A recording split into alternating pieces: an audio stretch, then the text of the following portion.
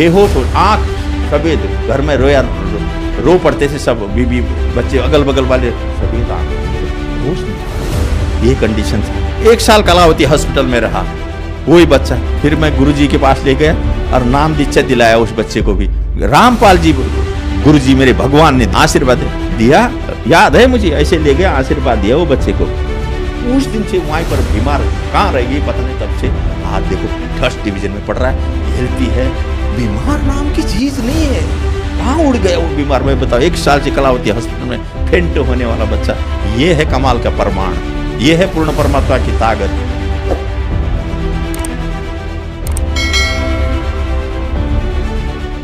नमस्कार सर।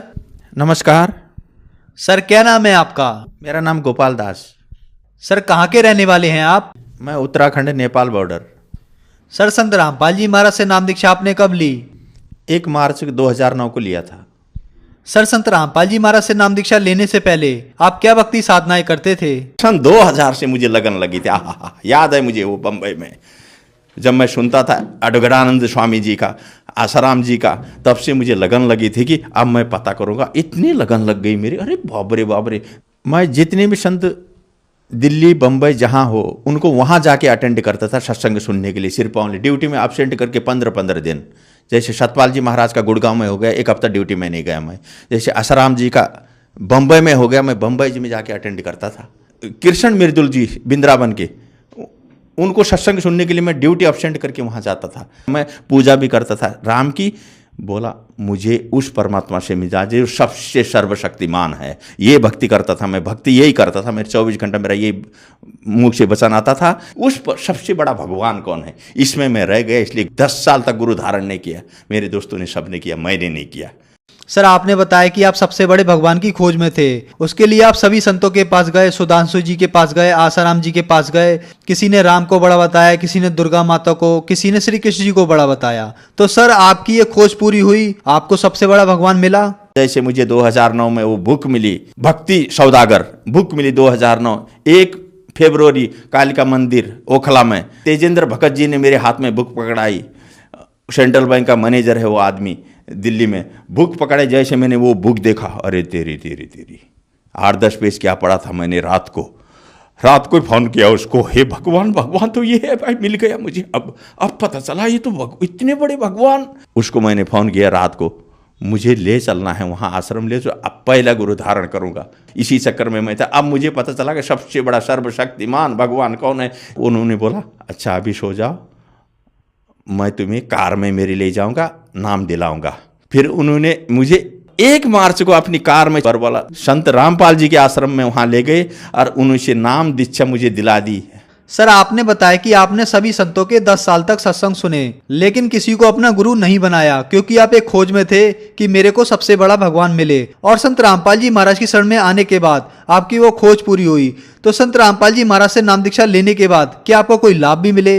जैसे मैंने नाम लिया वहाँ से 1 मार्च को, उस दिन से मैं 4 महीने फर्स्ट नाम जो दिया गुरुजी ने, जो मैं याद है मुझे, जो मेरे फंसे हुए पैसे पीएफ में 3 जगह पैसे लटक गए। अरे अचानक नहीं देने वाले, बैंकों में पैसे आने लगे मेरे। मैं तो हैरान रह गया, इतने चंगा हो गया, इतना खुश हो गया मैं। अरे इतनी आनंद क्यों है मेरे को अंदर से। चारों तरफ से पैसे, 3 जगह से बैंकों में पैसे आ रहे मेरे, जो कभी नहीं देने वाले थे वो भेज रहे हैं। और 3 जगह पीएफ का पैसा आ गया, जो कभी ठेकेदारी में पीएफ देते ही नहीं है। हे भगवान, ये अक्षर में 4 महीने भी नहीं हुए थे, वो गिना रहा हूँ मैं आपको। अब उसके बाद का आगे का मैं गिनाऊँ, ओहो। फिर मैं गाँव गया नाम लेने के बाद। गांव से पूरी परिवार बीमार थी, दमाद थी वहाँ परिवार को, मिसेज दमाग थी। बच्चा तो फेंट हो रहा था वहाँ, पूरी तरह खा रहा था, नीचे से जा रही थी, पूरा बेहोश पड़ता था बच्चा। जैसे उनको यहाँ लाया, सोने के लिए बिस्तर नहीं था, परिवार साथ में कहाँ रहे। एक रिश्तेदार के घर रहा, वो बोला भाई कपड़ा तो नहीं होंगे। मैं बोला भाई मेरे पास 1000 रुपये, 800 रुपये का मैंने एक रजे गद्दा खरीदा, 200 बच गए भाई मेरे पास। याद है मुझे वो दिन लाजपत नगर में नौकरी लग गई मेरी, मालिक ने पता नहीं नौकरी लगा दिया, ऐसी नौकरी लगा दी। अब वहाँ से शुरू हुआ, नाम भी मिला, नौकरी भी लग गई। रोटी नहीं मिल रही थी, किराए में मकान लिया, किराए में रहता था। फिर अभी में शुरू हो गया किराए में रहना, नौकरी में तरक्की हुई। मैंने 20 साल बम्बई में नौकरी करी। 20 साल की कमाई मैंने भाई को भेजता रहा। उसने ज़मीन गांव में ले ली, मैं गया नहीं गांव में। ले लिया है, क्या जाना है। उसने अपने नाम पे ज़मीन कर दी, मेरी भी उसी के नाम पे थी पूरी ज़मीन। फिर मैंने भाई को बोला मेरे नाम पे आप कर दे भाई ज़मीन, और उसने नाम पे ज़मीन नहीं किया, मेरे नाम पे। फिर मैं बच्चों को लेके दिल्ली आ गया। फिर मैं गुरुजी से अर्ज़ किया ज़मीन हड़पने की, 13 साल बाद गुरुजी से अर्ज़ किया। गुरुजी ने बोला बेटा तेरी ज़मीन मिलेगी, झगड़ा मत करना। और जैसे गुरुजी ने ऐसा आशीर्वाद दिया मुझे 2013 में, और जैसे बरवाला से सत्संग सुन के मैं घर में आया, दिल्ली में किराए में रहता था। और किराए में रहने के बाद 5वें दिन उसने गांव से पूरा कोर्ट का डॉक्यूमेंट पेपर भेज के, वहाँ का सब भेज के यहाँ आदमी को भेजा, और चल भाई तेरी ज़मीन तेरे नाम पे करता हूँ करके वो आदमी लेके मेरे को ढूंढ रहा है कि एड्रेस ढूंढ रहा है। किराए के मकान में रहता था मैं। ऊपर मकान वाले बोलता है कौन आया है देख। जैसे मैंने देखा वो तो गाँव का आदमी है। घर में आया, पूरा डॉक्यूमेंट टेबल में रख दिया, बोला ये देखो पहले तुम्हारी ज़मीन जो थी वो तुम्हारे नाम पे करने वाले है, अब चलो भर के। जैसे वहाँ से भी फ़ोन आ गया उसका भाई का, बोला आजा तुम्हारी ज़मीन तुम्हारे नाम पे करता हूँ। ये हम अनहोनी हो गए। घर में बाल बच्चे, बीवी बड़ा खुश हो गई। जैसे मैं गया गांव में, उसको बोला चल फिर नाम पे कर दे। जैसे गए कोर्ट में, आहा वो देखते ही बनता है, पसीना पसीना हो गया वो पूरा। 80 लाख की मेरी ज़मीन, आज की नहीं 2013 की बात बता रहा हूँ, 80 लाख की उस टाइम पे वो ज़मीन। अरे 1 लाख तो मांग लेता, 2 लाख 5 लाख तो मांग लेता। पसीना पसीना हो गया कोर्ट में जब नाम में डाल रहा था।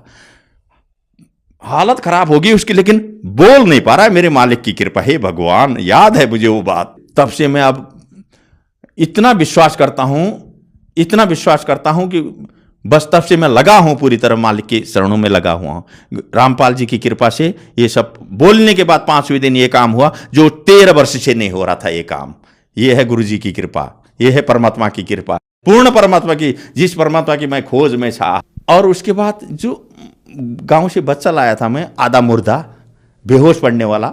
मैं ड्यूटी जाता था, गली में से आदमी आते थे, कंपनी में फ़ोन करते थे, भाई बेहोश हो गया, चल ले जा, फेंट हो गया। 2-4 आदमी लग के हॉस्पिटल ले जाते थे। हमेशा की बात, कंपनी वालों ने भी देखा ये बात।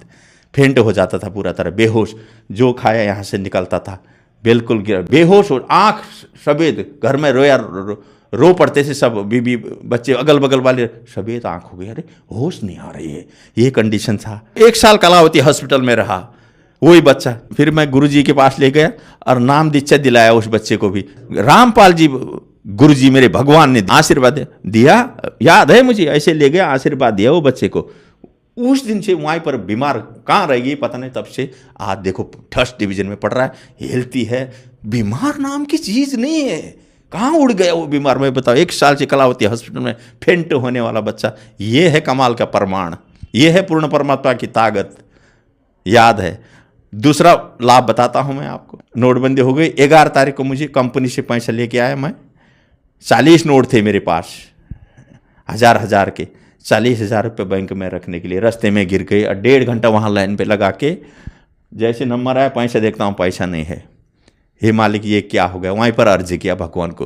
और मुझे पता है मालिक ने बोला था जब तक नियम और मर्यादा आपके पास है तो सब काम होंगे। और मैं नियम मर्यादा का पक्का ऐसे रहता हूँ, मैं जहाँ दुविधा हो मैं करता ही नहीं हूँ। इसलिए मेरे भगवान ने मेरी सुनी। रिटर्न आया 1.5 घंटे के बाद। रोड में, मेन रोड में जहाँ गाड़ी चल रही थी, पैसे रखे हुए 40,000 की गड्डी उठाया, बैंक में जमा करके। हे भगवान, ये अब क्या बताऊँ मैं। 10,000, 20,000 ऐसे कई केस है मेरे, ऐसे केस है, सब मालिक ने पूर्ति किया। सुख शांति। अब देखो मैं करोड़पति हूँ इस समय, जिसके पास 0 पैसा नहीं था। याद करो, ये परमात्मा रामपाल जी की कृपा है भाई, ये पूर्ण परमात्मा कबीर साहब की, भगवान की कृपा है। ये देखो, एक दिन मेरे कंपनी में 10,000 रुपये वहाँ गिर गए थे बाथरूम में। सफाई वालों को मिला, उनसे पूछा मैंने, नहीं मिला। बोला जैसे मैं घर में आके 1.5 घंटे बाद जो जगाया, जिसको पूछ रहा था वो नहीं बोलने वाले ने, जो जगाते टाइम फ़ोन आ गया, फ़ोन उठाया, बोला तुम्हारे पैसे भाई मिल गए हैं, ले जाओ। ये होती है परमात्मा की कृपा, कोई दिखा नहीं सकता है। 7,000 का मोबाइल सफदरजंग हॉस्पिटल में, पीपल के पेड़ के पास खाना खाया, फ़ोन उधर भूल गया।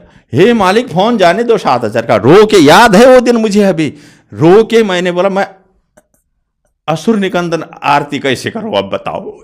ये इसमें मैं रह गया, मैं किस में करूं आप बताओ। असुर निकंदन रमणी दोपहर को करनी थी मुझे। क्यों मैंने जिंदगी भर एक भी चीज नहीं छोड़ा हूं अभी तक, किसी कीमत पर रात दिन लगा के तीनों टाइम की आरती जो जो आपने बताया वो मैं पूर्ण किया हूं और पूर्ण करूंगा। ये मेरी छूट जाएगी अभी मालिक। फोन मेरा गायब हो गया, कंपनी में फोन है, कंपनी वालों ने मुझे फोन किया, दूसरा फोन में घर में किया, ये कांटेक्ट हो कि वो फोन मुझे 7,000 का दे के गया। क्यों दे के गया वो, अब बताओ ये क्या चीज है। ये पूर्ण परमात्मा की शक्ति, ये रामपाल जी गुरुदेव की शक्ति है, ये देख लो भाई, आंखों देखी प्रमाण बता रहा हूं मैं। और दूसरा लाभ, पत्नी की दिमाग की बीमारी पूरी तरह दिमाग की बीमारी, और 5 साल से दवा ESI में चल रही थी, सांस लगना वो हो जाना, संत रामपाल जी की कृपा से नाम लेने के बाद खत्म हो गई बीमारी पूरी तरह। बीमारी अब देखो कहाँ गई बीमारी। सर, संत रामपाल जी महाराज से नाम दीक्षा लेने के बाद आपको बहुत सारे लाभ मिले, तो जो समाज आज आपको देख रहा है और वो भी किसी न किसी बीमारी से ग्रस्त है, तो क्या वो भी संत रामपाल जी महाराज से नाम दीक्षा लेने के बाद ठीक हो सकते हैं? मैं पूरी पृथ्वी के भक्तों को या पूरी दुनिया को ये अनुभव बता देता हूं मैं आपको। अगर संत पूरी पृथ्वी में जितने भी संत है, पूरी पृथ्वी के जितने भी गुरु है, जितने भी भगवान है, अगर सिर्फ संत रामपाल जी से अगर नाम लो, एक बार प्रैक्टिकल देख लो, नाम लेने के बाद अगर नियम मर्यादा जिसमें बताए गुरु जी वो अगर कर दो, तुम सबके कदम छोएंगे। ये दुख है ना, ये दुख कदमों में रहते हैं, फिर तो दुख होता ही नहीं है ना, में पूर्ण पूर्ण पूर्ण पूर्ण हो जाता है, पूरी तरह पूर्ण होता है नियम मर्यादा में रहने के बाद। ये हमने देखा, ये सभी के लिए हो रहे हैं हमारे आश्रम में। गुरुजी संत रामपाल जी से नाम दीक्षा लेने के बाद। सर, आपने बताया कि आपने सभी संतों के सत्संग 10 साल तक सुने, आपको एक सबसे बड़े भगवान की खोज थी, फिर आप संत रामपाल जी महाराज की शरण में आए, वहां आपकी खोज पूरी हुई। तो हमें आप ये बताइए, उन संतों के ज्ञान में और संत रामपाल जी महाराज के ज्ञान में आपको क्या अंतर दिखा? इसमें मुझे ये लगा, अब उनका ज्ञान तो 2% में नहीं है और गुरुजी का ज्ञान 100% है, संपूर्ण शास्त्रों के आधार पर है गुरुजी के ज्ञान। और वो खुद मिला के देख ले, ब्रह्मा विष्णु महेश से ऊपर से भगवानों को न जानते हैं, वो 8 क्लास की विद्या भी नहीं है, नंबर 1। वो खुद जन्म मृत्यु के चक्कर में है वो भगवान। अब पूर्ण परमात्मा की बात तो बातें अलग हो गई, ऊपर के भगवान की बातें अलग है, क्षर अक्षर परम अक्षर, ईश्वर परम ईश्वर को तो कोई जानता है नहीं पृथ्वी में। संत जो गीता में पढ़े हुए है, गीता में पूरा लिखा हुआ है, 4 वेदों में है, गीता में है, बताओ इन ग्रंथों में लिखी हुई चीज को भी नहीं समझ पा रहे। इन संतों से क्या, इनको तो अपने ग्रंथों का याद नहीं है, इनको ग्रंथों का जानकारी नहीं है, नंबर 1। गीता के बारे में किसी संत को पता नहीं है, बताओ। बड़े बड़े संतों को देख लो आप, कोई बता नहीं सकता गीता के बारे में, संत रामपाल जी ही बता सकते हैं इन शास्त्रों के बारे में। सर, संत रामपाल जी महाराज से नाम दीक्षा कैसे ली जा सकती है? पूरे हिंदुस्तान में, हर स्टेट में, हर डिस्ट्रिक्ट में पूरे नामदान केंद्र खोले हुए हैं भक्तों के। पूरे भारत की बात कर रहा हूँ मैं, नामदान केंद्र खोले हुए हैं। जो आदमी जिस स्टेट का जिस जगह का रहता है, वहाँ पूरा नामदान केंद्र में कांटेक्ट करो, संत रामपाल जी से नाम दीक्षा लो और अपना कल्याण कराओ। धन्यवाद सर। नमस्कार, सत श्री अकाल।